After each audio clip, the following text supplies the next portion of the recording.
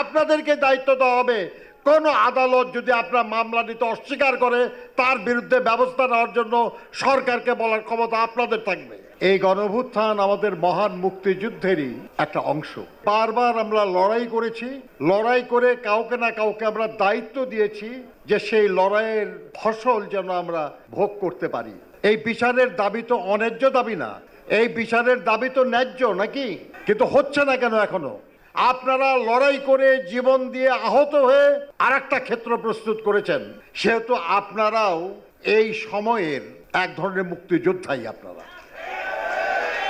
মুক্তিযুদ্ধের যা কিছু আকাঙ্ক্ষা ছিল আমাদের, সেটা যদি পূরণ হতো তাহলে গত 17-18 বছরে আমাদের যে লড়াইয়ে বহু সহকর্মী গুম হয়েছে, খুন হয়েছে, নিপীড়িত হয়েছে, এটা হতো না।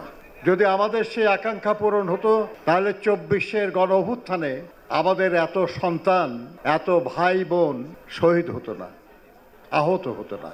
কাজেই 24-এর যে গণঅভ্যুত্থান, এই গণঅভ্যুত্থান আমাদের মহান মুক্তিযুদ্ধেরই একটা অংশ।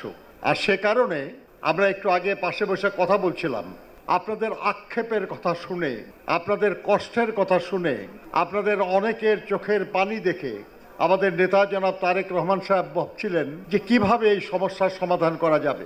একটা জিনিস তো ঠিক যে বারবার আমরা লড়াই করেছি, লড়াই করে কাউকে না কাউকে আমরা দায়িত্ব দিয়েছি যে সেই লড়াইয়ের ফসল যেন আমরা ভোগ করতে পারি, কিন্তু সেটা হয় নাই।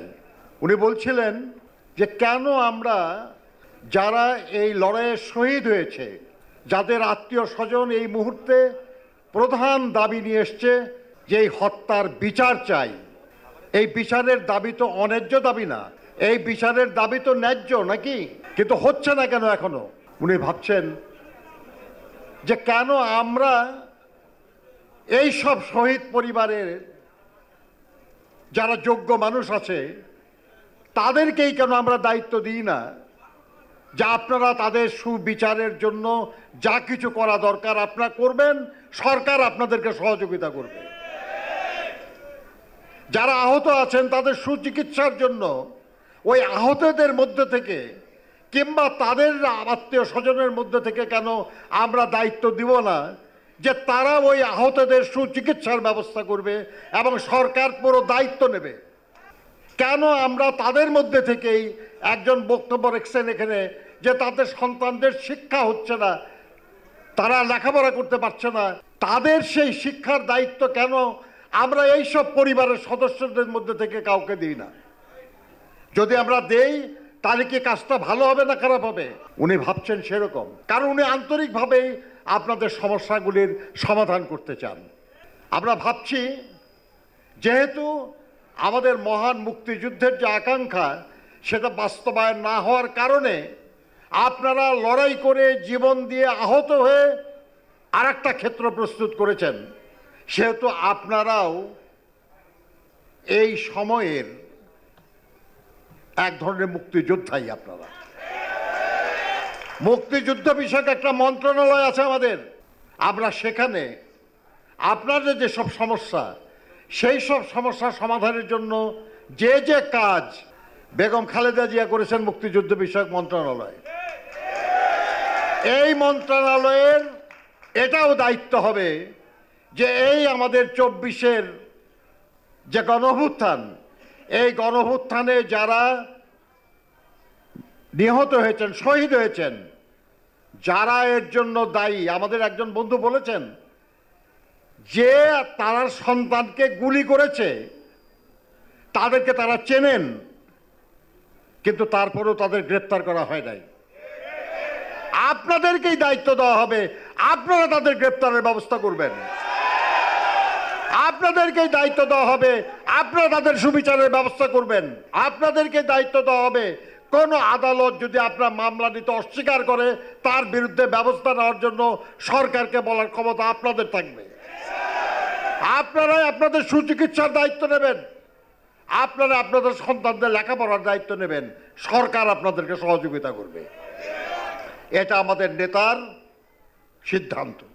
আমরা যদি আমাদের জন্য, দেশের মানুষের জন্য, দেশের জন্য যারা জীবন দেয়, যারা আহত হয়, তাদেরকে যদি শ্রদ্ধা করতে না পারি তাহলে ভবিষ্যতে আর কেউ দেশের জন্য দেশের মানুষের জন্য জীবন দেবে না, আহত হবে না। কাজেই দেশ এবং দেশের জনগণের স্বার্থে এই কাজটা আমাদের করতেই হবে। বিদেশে বসে থেকে দেশের মানুষের মুক্তির জন্য, গণতন্ত্র পুনঃপ্রতিষ্ঠার জন্য লড়াই করে গেছেন। একটু আগে রিজভী বলছিল যে তিনি আগে খবর পান। আমি নিজে সাক্ষী। আমাকে একদিন ফোন করে বলতেছেন নেত্রকোনার অমুক জায়গায় সেখানে এক খুব গরিব মানুষের বাড়ি কারা আগুন জ্বালিয়ে দিয়েছে, নিঃস্ব হয়ে গেছে, আপনারা একটু দেখেন, ব্যবস্থা করেন, মানুষের পাশে দাঁড়ান। দেখেন, আমি ঢাকায় থাকি, আমার বাড়ি জামালপুরে, ময়মনসিংহ বিভাগের লোক, আমি জানি না, লন্ডন থেকে তারেক রহমান সাহেব জানে। দেশের মানুষ এবং দেশের জন্য খোঁজ না রাখলে, আন্তরিক না হলে কেউ এত খবর রাখে? কাজেই আজকেও আমি আপনাদেরকে বলে দিতে চাই, তার বাবা শহীদ হয়েছেন, তার মাও একরকমের শহীদই বলা যাবে, এ কারণে যে তাকে বিনা চিকিৎসায় মৃত্যুর দিকে ঠেলে দেওয়া হয়েছিল।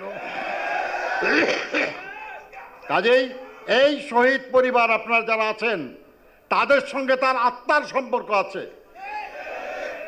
তাদের সুবিচারের জন্য, তাদের পরিবারের মর্যাদা রক্ষার জন্য, সহযোগিতা করার জন্য, সন্তানদের লেখাপড়া করার জন্য এবং মর্যাদার সাথে সমাজে পুনর্বাসিত করার জন্য যে কাজ, এই কাজ ইনশাল্লাহ তার নেতৃত্বে আমরা করব। Next level, well done, side by side, free.